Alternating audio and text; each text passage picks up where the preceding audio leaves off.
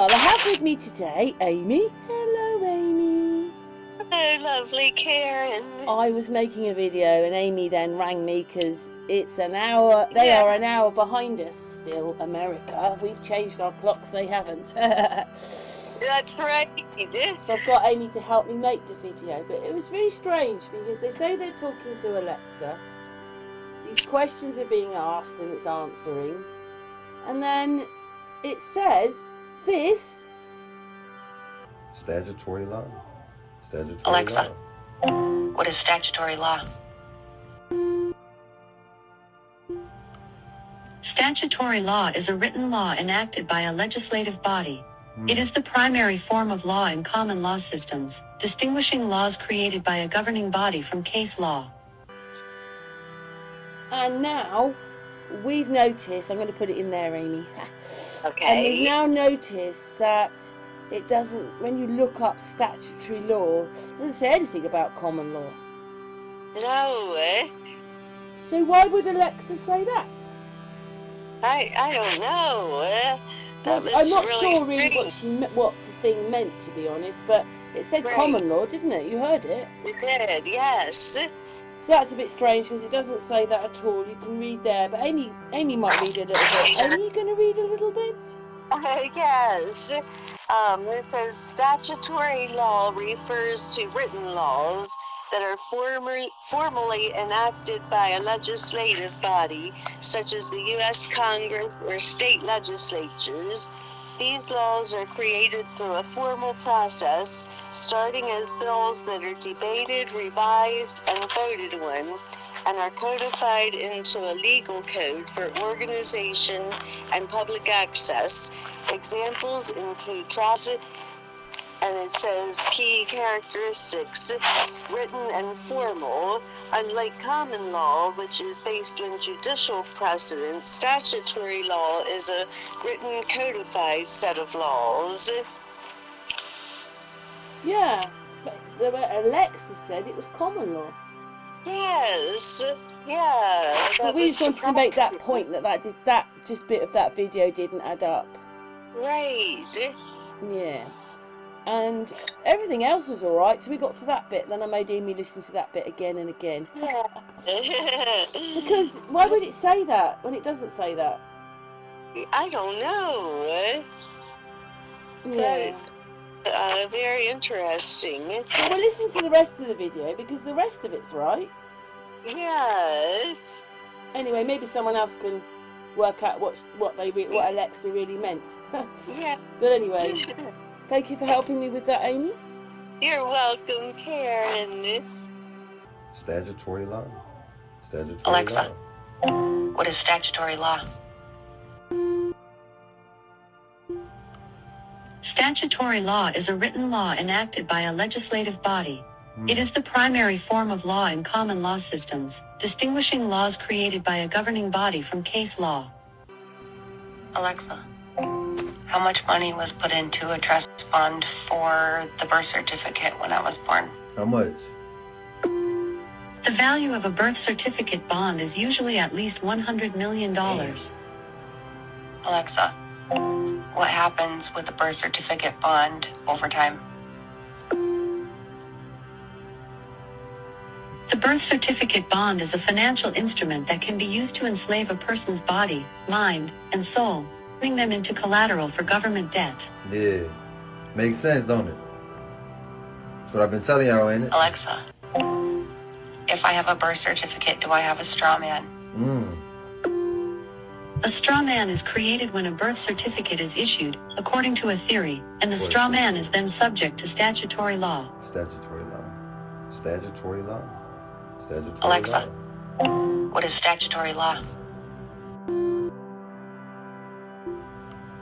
Statutory law is a written law enacted by a legislative body. It is the primary form of law in common law systems, distinguishing laws created by a governing body from case law. Time to wake up, y'all. Wake up. I've told you before that me and James are always talking and sending messages to each other, and then sometimes I say, can I have that to do a video, or he'll here's one for a video. So this is him saying it, and then we're going to listen to...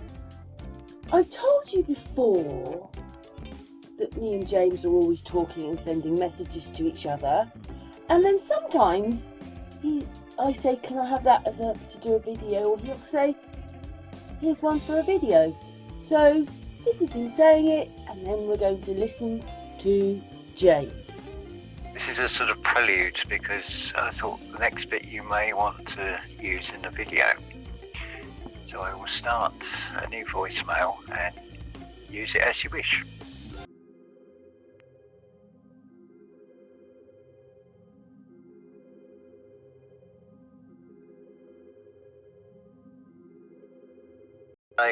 I'm sure you either heard of or been affected by this sort of partial internet outage, and one thing that has been named a lot is Amazon. Now this is where we have to weigh up the etymology, because we're trained to hear words in one way.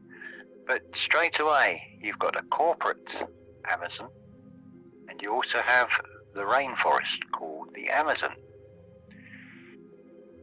So it could be conceived or perceived that it's a message that the rainforest is in trouble, there's an ecological disaster, which of course may be some people's conclusion, which will be a very negative message to put out and further fuel the negativity of this reality. But let's just consider the word Amazon. You have to play with it, break it down into its 3 syllables. Am, as, on. So the am is yourself, as in the I am. The as, so it's in the sense of a presence, in the now, and on. It's for those that are switched on spiritually, because what it is reflecting, it's giving you a commentary on the majority are certainly not switched on, and they are basically being energy harvested for their negative energy. It's unfortunate if you get if you've ordered something on Amazon and or trying to order something and can't get through, but it will pass. These things are put out there for us to reflect upon. Everything external of you is a reflection, and just like a reflection in the mirror, just stand in front of the mirror and try this, and you'll see that it's true. You stand in front of the mirror and you sidestep to the left. Now what about from the perspective of that mirror image? Surely that goes to the right. Likewise, if you look at the shadow created on a bright day from the sun, it will go the same way on the linear, but it will go the complete opposite. You can lengthen the shadow, you can shorten the shadow, it changes on the vertical axis. Always look and pay very close attention to what is being shown to you in this reality, and realize that whilst the stories are put out in a very negative way, they do still contain a positive message. So I'll leave that there. Hopefully that will... So just the word Amazon, that's all it comes from. Just breaking it down, am, as, on. It's about switching on the light inside oneself. Doing that inner work, integrating the shadow. And then the old cliche saying about seek the kingdom within and all will be given to you. It will be revealed to you because it will just come, not from conscious thinking, but just allowing it to come from intuition. You are your own teacher and you are your own student, and it's a learning process by going through experiences. That's all this realm is about. But why is there so much perceived negativity? It's because that which controls this reality lacks something that humanity has, which only comes out in times of crisis. It's your intuition, your inventiveness, your creativity. What can seem like a dire situation, some will come up with solutions, look at things in different ways. That's what this reality is attempting to do, because it misses that. So it's looking for that in humanity. It follows the same pattern as that TV show Dragon's Den, where they're looking for that top 1% of innovative creators that they can bring into their fold, as it were. The rest they don't really care about. They just want to find the ones that have got that creative spark. It depends how you go about things. I mean, if you're going to do it in a showy way and look at me, I've got this business idea that's going to make millions and millions, well, of course they're going to jump on that. Because if you were to make millions and millions and outside of that control system, you would be a threat to that control system. So they will do everything to draw you into it. It's about being intuitive to everything. So I hope that has inspired and uplifted and maybe even blown a few minds. So I'll leave that there. Hello everybody. I'm taking a little video from Monique. Monique sent me all these clips. She went away last weekend, I think to Cumberland, to Connie's Head Priory. And there she had a weekend on her own from Friday to Monday. And she went for some meditations and things like that, and being with other people. And I mean, this priory looks more like a castle, doesn't it? But anyway, we're going to hear Monique's little video. And thank you very much, Monique, for sharing last weekend with me. I thought I'd make it into a little video. So she had a great time, and very happy for her. For Karen, I'm speaking quietly because there's other people here. But this is the view from my room. Is that lovely? And this is my room. Da, da, da, da, da. I've got 2 bedrooms, 2 beds because Anton was going to come. But have a look at this out of the window. And that's where we go. That's the Buddhist temple. I've got a good view. Is that beautiful? Yes. And the old greenhouse is there. Wow. And that's my bed. And then I've got another window here. I don't know, you can see part of the house. There's a little way through. That side you can see part of the big house I'll take you to later. Okay, beautiful Karen, bye for now. Hi, beautiful Karen. Yeah, I am on my own. But I have I brought a friend with me. She's in the next room. So, now I'm on my own, so it's quite nice. I'm going to go down to the sea of this. I'll take some more videos of the place. It's really nice. I've just been in the temple for meditation and they've got a beautiful greenhouse. I went through that. Yeah, so kind of the course was yesterday and today, but I'll be staying tomorrow. So I'll have a full day to do what I want to do tomorrow, and then go back home on Monday. So yeah, just make the most of this moment. I need the break, definitely. I slept quite well last night. One of the 2 beds to choose from. One I was in last night was a bit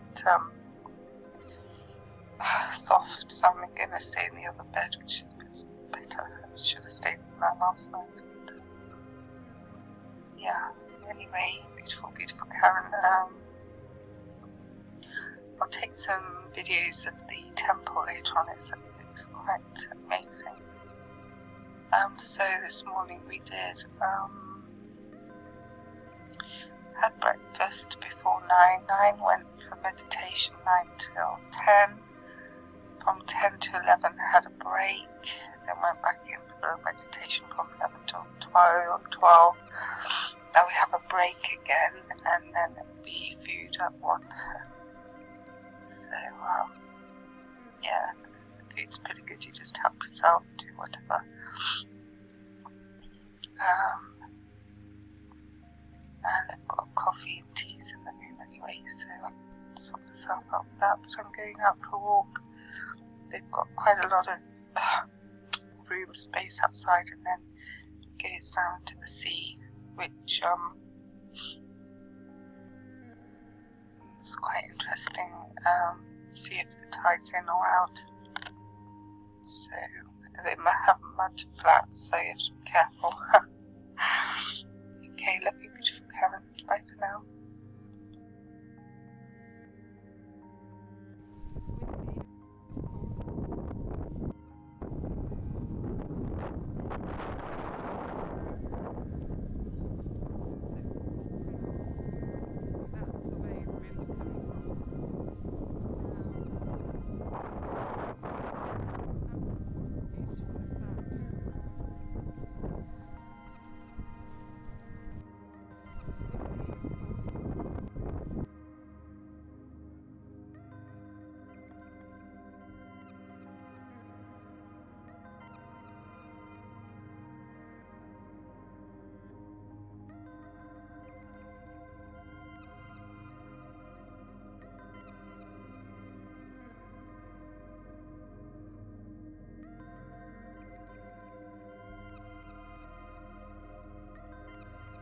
This building here, they're doing quite a bit of renovation on it at the moment.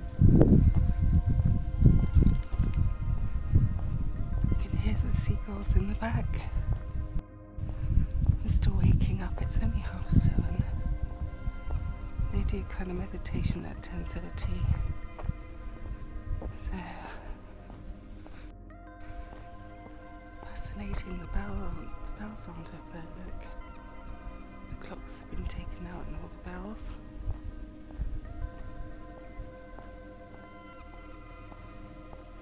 It's got a lot of renovation to do.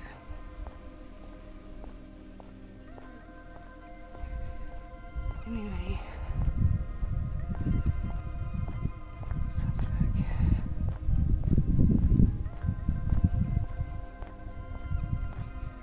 It's quite a little breeze in here this morning. Go around the corner, the lights are bright. Oh. Beautiful window there, stained glass window. The entrance. Brisk. Funny little domes here. Yew trees, I don't know what that little bit is in the bottom. Oh, it's chilly. Right. Hopefully I can get through the front door. Oh, I don't know the number. I'll have to get through the doors now. This is not open. Right, I better go. Bye for now. Sometimes I go over to Google, like where it's got news and all these stories, and sometimes they make me laugh because they talk about the rotation of the earth slowing down and all that crap. So I like to see what they're saying, but I came across this. This is a Madagascar, so I can't say it, a Madagascar elephant bird. An island nation of Africa's southern coast is celebrated for its extraordinary biodiversity and rich historical culture. That's where it's come from. So that's roughly how big it is. The one this one.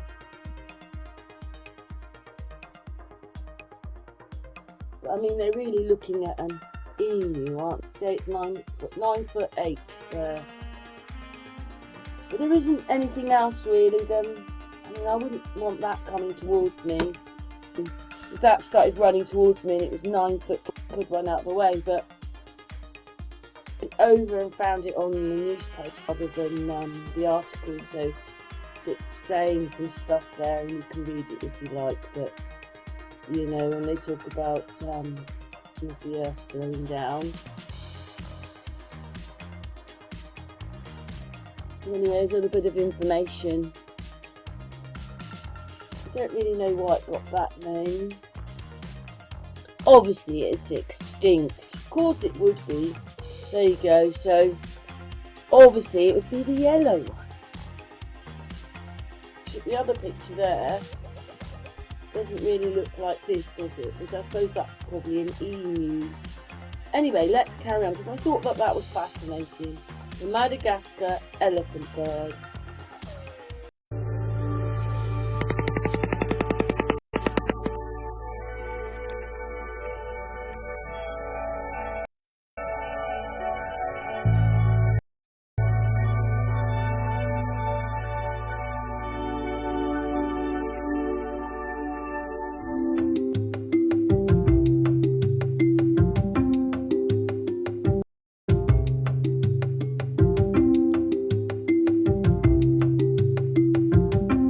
That is quite an incredible bird. I'm not saying it's as big as the other one that I just talked about, but that is quite an incredible big bird.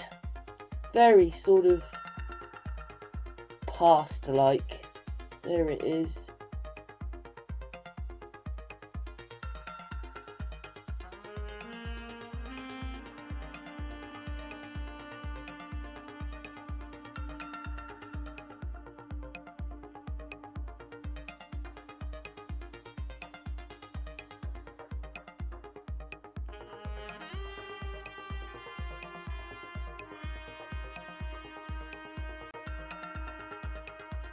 As the whale-headed stork, whale-bill and shoebill stork is a large, long-legged wading bird.